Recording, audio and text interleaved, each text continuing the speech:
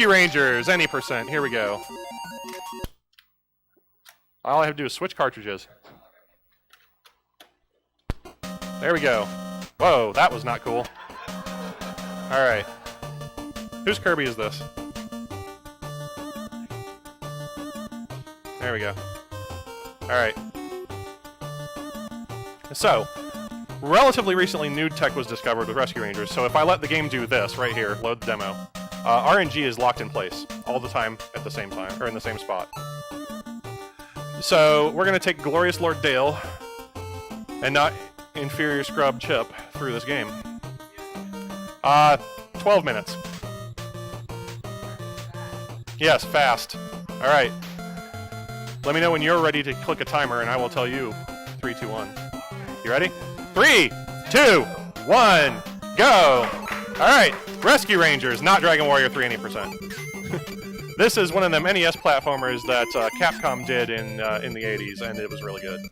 And, like a lot of their platformers were good. So, Stage 0 here is the first stage of the game, obviously, that's what we're doing. It's also one of the longer stages in the game, and one of the more technically demanding stages in the game. So it's kind of nice to get it out of the way first. But it can also be a pain point of reset heaven. Maybe not heaven, maybe more like hell, but whatever. Alright, so much like NES games of the era, when you get hit, you get knocked back. So damage boosting works by turning yourself around right before you get hit, so you get boosted forward. It's pretty technical. It's hard to get completely 100% smooth all the time. But we do it. It's fun. So, all the bosses have some modicum of RNG. Some of them can be controlled, like this boss here that we're about to come up on. Whereas he kind of just chucks his lightning bolts at you. And so if you are in the air, he throws them over your head. Harmlessly, like that. And then the boss is dead. And it's very handy that you get a red ball at every boss just to throw at them. No. It's fast, but it's not that fast. Alright, so we're going to go on to Stage B. So Stage B was a pain point for RNG before we found the seed lock. Whereas like this boss could come out of multiple different locations off the screen, like 3 different heights, and you'd never know which one, so you'd have to hope. And don't mind the water just like cascading around to the top of the screen, you know. That's totally normal. But because of the RNG seed lock, we kind of don't get extra stuff, and so like extra bugs and things like that that we can get without the seed lock. So how about that? That was smooth, huh? Damn right. But now because of RNG seed lock, we know what this boss is going to do every time, and now it's just up to me to not suck. Okay, cool. There you go. That was about the second fastest way to kill it.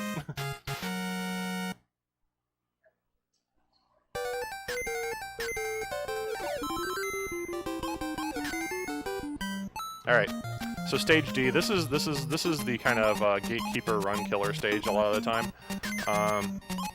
The boss fight to do it as fast as possible is pretty difficult and pretty tight execution-wise. Ooh, no, we're gonna let him wait. We're gonna do that, okay. And I died anyway, cool. Alright, whatever.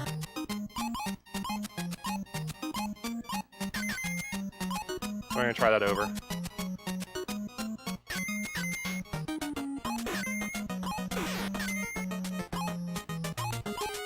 That's what it should have looked like the first time.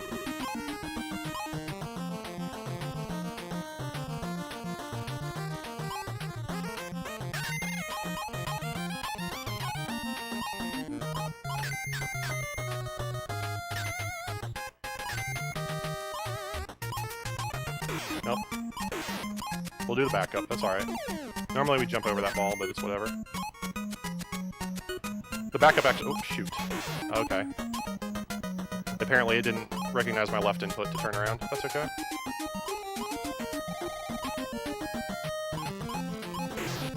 Are you kidding me? Why did I do that? Okay. Now we'll just have a lot of health going into the boss fight, which makes it a little bit better.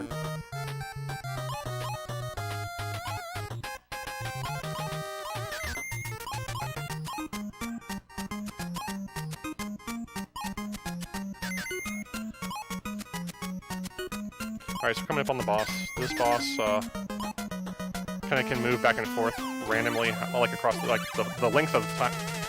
Come on, really? The length of the pattern, or of the amount of space he comes out is random, but with this RNG, he only just comes out a little bit, and we just have to just mash him in as fast as we can in. And when I got bopped, it was because I tried to hit B a little too early to pick the ball up and rethrow it. So stage F here, this has like the hardest trick to execute in the game. It's called the Joka boost. It's boosting off of these two metal balls right here, and I missed it. That one and then this one here. It's really super tight to get it. I get it probably like 30% of the time, so we'll take the backup and boost off that guy.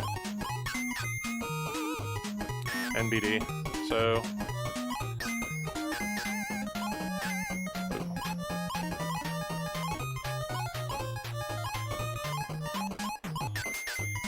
we're just trying to move the screen up so that these things will pop out. And there's no boss on the stage, so GG.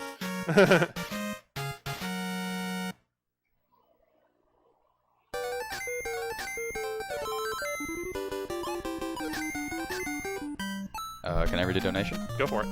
We have $5 from Drumboardist, who says, "Shoutouts to Philosoraptor. Rip collarbones. If only Stepguard protected against that." Yeah, right? Thank you, Drumboardist. Appreciate it.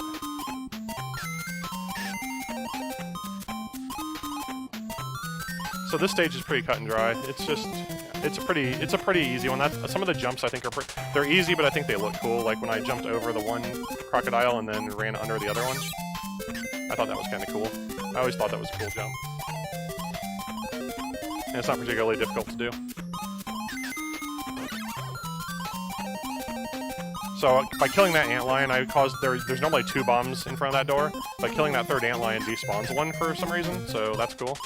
Saves about 20 frames from having to pick up 2 bombs. So why not? Because it's free.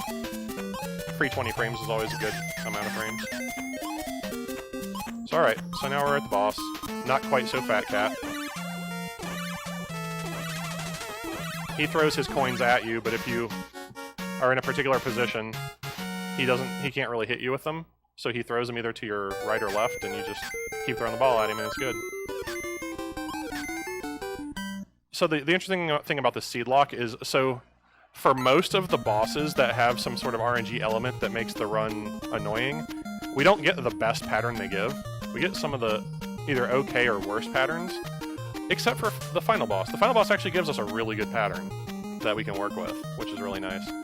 So going into H here, this is another one of those stages that doesn't have a boss, and if we just pause momentarily while we're off the screen, we despawn a crab here and just can keep going. So it's pretty cool. Super fast to do that.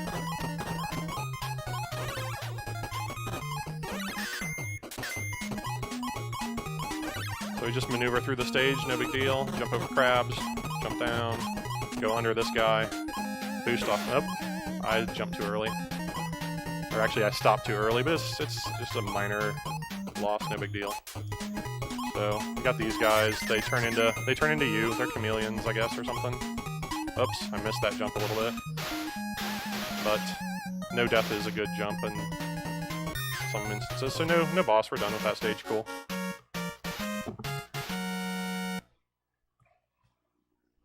Thanks everybody for hanging with us this weekend, watching some cool speedruns, watching me rip a run.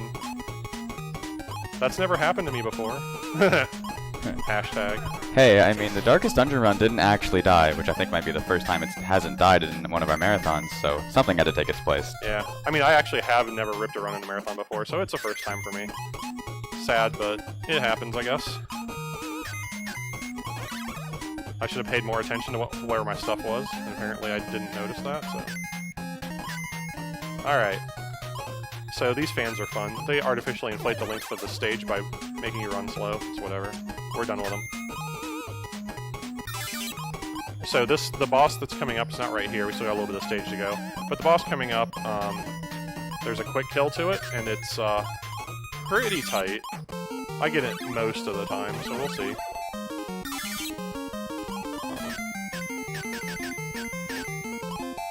And we got shoutouts to Honey Nut Cheerios B there. I mean Zipper.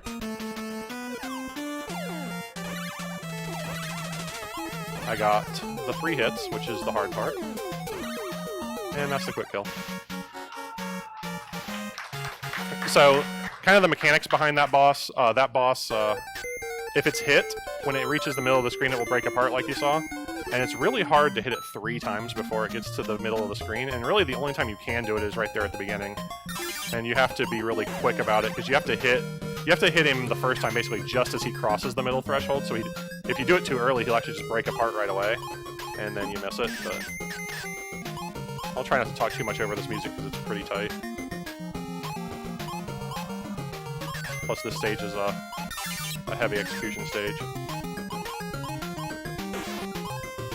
Oh, dang it, missed the second boost. Oh well. That's a really cool trick, really hard to do.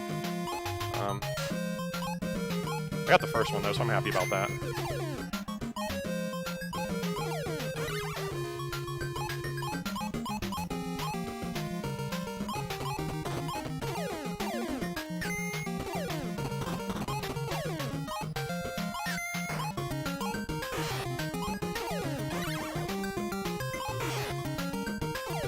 Alright, so we're coming up on Fat Cat now.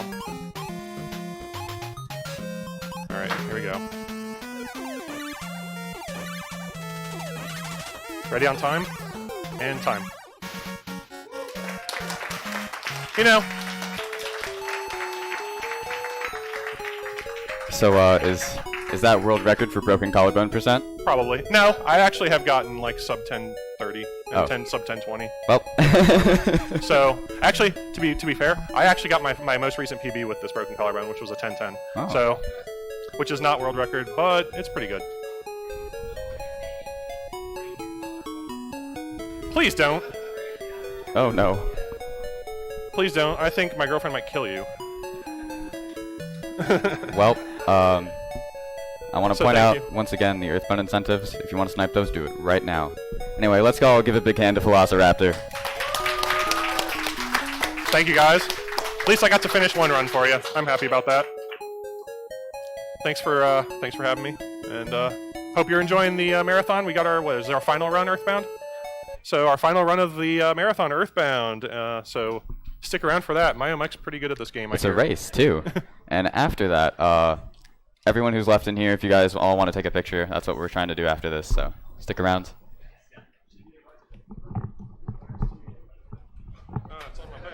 Yeah, stay tuned for Earthbound. Actually, I think we have to restart OBS. So yeah, just stay tuned. Don't go away. We're gonna restart OBS and we'll be right back.